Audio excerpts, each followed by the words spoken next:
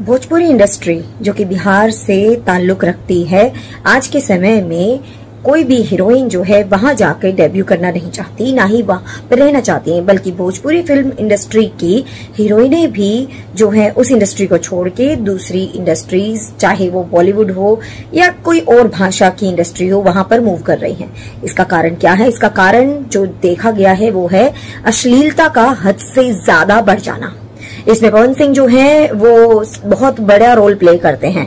पवन सिंह का पीआर बहुत स्ट्रांग है। ऐसा जो है वो अंजलि राघव जो हरियाणा की एक अभिनेत्री हैं, जो कि अमूमन आप गानों में देखते हैं और काफी प्रचलित नाम है, उनके साथ और पवन सिंह इन दोनों का हुए एक विवाद की वजह से ये चीज ज्यादा हाईलाइट हो गई, जिसमें कि केसारी नाम से भी जो अभिनेता हैं बिहार इंडस्ट्री के, भोजपुरी के, उन्होंने भी इसको जो है बड़े हंसी ठहाके में निकाल दिया। अब ऐसी जब वीडियोस आती हैं तो बड़ी सामान्य बात है कि कोई भी नहीं चाहेगा कि उनकी बेटी या उनकी कोई महिला जानकार ऐसी इंडस्ट्री में जाए जहां पर कि उनको केवल एक ऑब्जेक्ट यानी केवल एक शरीर मात्र के रूप में देखा जाए और किसी भाव या एक्टिंग की उनको जरूरत ना हो। यहाँ पर पवन सिंह जो है वो अभिनेत्री अंजलि राघव को स्टेज पे छू रहे हैं, जो कि अंजलि राघव एक हंसी में टालने की कोशिश करती हैं, लेकिन वो इसको कितनी देर तक टाल पाते हैं, क्योंकि जो ऑडियंस देख रही है बिहार में जो पवन सिंह के फैन हैं वो शायद इसको पसंद करे, पर अमूमन सामान्य रूप से जो जानते हैं कि स्त्री स्टेज पर इतने बड़ी भीड़ भरी जगह जहां पर कि एक मेल एक्टर के इतनी फैन फॉलोइंग खड़ी है, वहां उसकी हिम्मत नहीं होगी अपोज करने की, तो वो वहां से लेट गो कर देती हैं और वापस आ जाती हैं। तो यहाँ पर जो है उनकी कमर के ऊपर पवन सिंह जो है वो हाथ लगाते हैं इस बहाने से कि मैं कुछ हटा रहा हूं, लेकिन असल में वो उनको छेड़ ही रहे थे और इनएप्रोप्रिएट तरीके से उनको हाथ लगा रहे हैं। ये बिल्कुल भी प्रोफेशनल तरीका नहीं है। अगर आप अभिनेता या अभिनेत्री हैं तो एक दूसरे की गरिमा का ध्यान रखना चाहिए। बहुत सारे यूजर्स जो हैं इस बात को ऐसे भी दिखा रहे हैं कि देखो हीरोइन तो खुश थी। भाई स्टेज पे जो है एक फियर होता है अपने से बड़े प्रसिद्ध स्टार का उसके क्षेत्र में जाने पर, क्योंकि हरियाणा के कलाकार आप तकरीबन देखेंगे तो हरियाणा में अधिक प्रचलित है। अभी हाल फिलहाल में बिहार इंडस्ट्री, भोजपुरी इंडस्ट्री से उनके जो है कुछ गाने शुरू हुए थे जिनमें कि उनका जॉइन टुगेदर वाला दिख रहा था, लेकिन अंजलि राघव ने पूरी तरह से अब भोजपुरी इंडस्ट्री को टाटा बाय बाय कह दिया है। इसके बाद पवन सिंह जो है वो बिल्कुल भी क्षमा नहीं मांग रहे हैं और उनका ये कहना है कि ये तो नॉर्मल है और जो है टच करना तो कोई बड़ी बात नहीं है। He is taking it so lightly कि महिलाओं के लिए शायद ये उनका एटीट्यूड है परमानेंट, कि जिसमें कि वो महिलाओं को सिर्फ एक ऑब्जेक्ट की तरह मानते हैं और उनके शरीर को छूना उनको लगता है कि जैसे वो उनपे एहसान कर रहे हैं। ये सिर्फ एक की बात नहीं है, आपको हजारों ऐसी रील्स, ऐसे वीडियोस दिख जाएंगे जहां पर कि वो महिलाओं के इतने समीप, इतना समीप उनको खड़ा कर रहे हैं कि वो उनको छू सके। ये बड़ी गंभीर बात है। ऐसे इस सब वजह से, इन सब की कारण ही आज के समय में भोजपुरी मूवीज और भोजपुरी गाने आप परिवार के साथ तो नहीं देख सकते।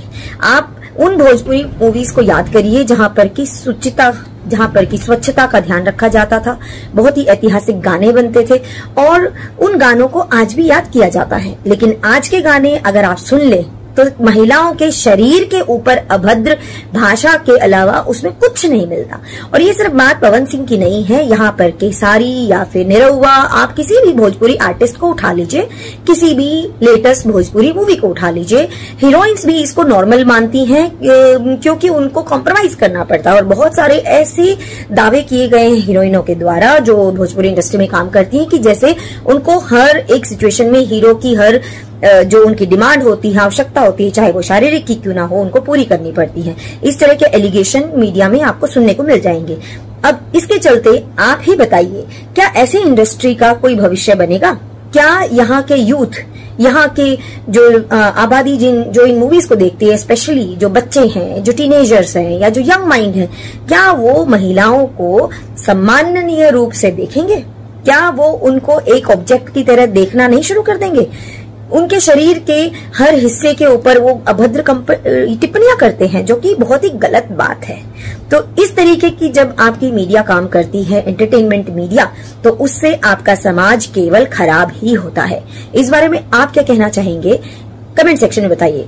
हो सकता है आपको मेरी बात बुरी भी लगे, लेकिन देखिए जो सच्चाई है वो है। अगर किसी चीज से हमारे समाज का नुकसान हो रहा है तो यकीन मानिए उसके बारे में बात करनी जरूरी है।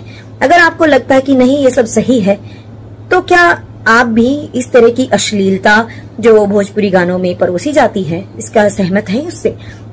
अब इसको ये मत कहिएगा कि वहां भी तो होता है। वहां जो कुछ भी होता है, दूसरे देश में, दूसरी जगह पर, दूसरे लोग या कहीं और कुछ भी करते हैं, हम सिर्फ और सिर्फ इस समय भोजपुरी इंडस्ट्री के क्राइसिस के बारे में बात कर रहे हैं, तो सिर्फ उसी के बारे में अभी एड्रेस करिए। राम राम जी, मुझे आप लोगों से बहुत जरूरी बात करनी है, क्योंकि मैं 2 दिन से बहुत ज्यादा परेशान हूँ। क्योंकि कंटिन्यू मेरे पास डीएम आ रहे हैं कि जो लखनऊ वाला इंसिडेंट हुआ, इसमें मैंने कुछ बोला क्यों नहीं, एक्शन क्यों नहीं लिया, थप्पड़ क्यों नहीं मारा। मैंने के लिए बोला तो मैंने हाँ बोल दिया, क्योंकि मुझे शूट पर भी कोई प्रॉब्लम नहीं हुई थी। और जब मैं लखनऊ में गई, मैं स्टेज पर थी, मैं पब्लिक से बात कर रही थी, मैं हंसकर उस चीज को दबा रही थी कि अगर मेरा टाइम लगा भी है तो वो चीज जिस टाइम मैं पब्लिक से माइक में बात कर रही हूँ उस टाइम ना बोल के साइड में भी बोली जा सकती है। इसलिए मैं उस चीज को उस टाइम पे दबा रही थी। मैंने हंस के टाला, अवॉइड किया और फिर दोबारा बात करने लगी। वो बोले नहीं कुछ लगा है, नहीं कुछ लगा है, तो मैंने कहा नहीं लगा। वो बोले लगा हुआ है। मैंने देखा मेरे सच में कुछ नहीं लगा था। तब मुझे बहुत ज्यादा बुरा लगा, गुस्सा आया और रोना भी आया। लेकिन मुझे ये नहीं समझ आया कि मैं अब क्या करूँ यहाँ पर, क्योंकि जहाँ मैं गई थी लखनऊ में, पवन सिंह जी खुद भी वहीं के रहने वाले हैं, उसी जगह पर इवेंट था। जितना वो क्राउड था वो सारा उनका फैन बेस था। उनको भगवान बोल रहे थे और भक्त बोल बोल के उनके पैरों में गिर रहे थे। वो उनका फैन बेस था, क्राउड था। तो मुझे समझ नहीं आया कि मैं क्या करूं। अगर मैं कुछ भी बोलती तो क्या वो लोग मुझे सपोर्ट करते? मेरे साथ कोई 3-4 बंदे यहाँ से गए थे, तो वहाँ जितना क्राउड था क्या वो लोग मेरा साथ देता?